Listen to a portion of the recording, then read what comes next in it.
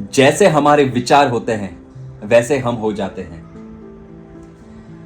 जब तक व्यक्ति यह विश्वास करता है कि उसका अस्तित्व बाहरी परिस्थितियों की देन है, तब तक परिस्थितियां उसे प्रभावित करती रहती हैं।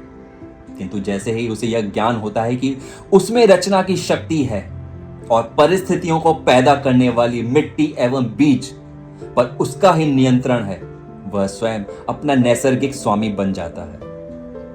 जो व्यक्ति स्वयं पर नियंत्रण तथा आत्मशुद्धि के प्रयासों की सीमा जानता है, वह यह भी भली भांति जानता है कि परिस्थितियों का निर्माण एवं उनका विकास विचारों से ही होता है, क्योंकि उसके सामने यह स्पष्ट है कि उसकी परिस्थितियों में जो परिवर्तन हुआ उसकी सीमा अवधि उतनी ही है जितनी अवधि तक उसकी मनोदशा में परिवर्तन आया था।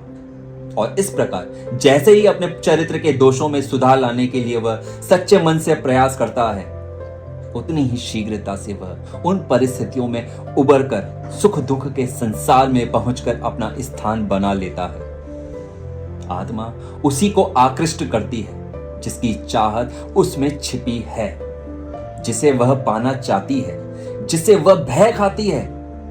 वह उसे पाकर अपने अभिष्ट लक्ष्य को प्राप्त करती है। उन ऊंचाइयों से हीन विचारों और परिस्थितियों के निम्न स्तर तक गिर जाना भी उसी के परिणामों का फल है जो उसे मिलता है।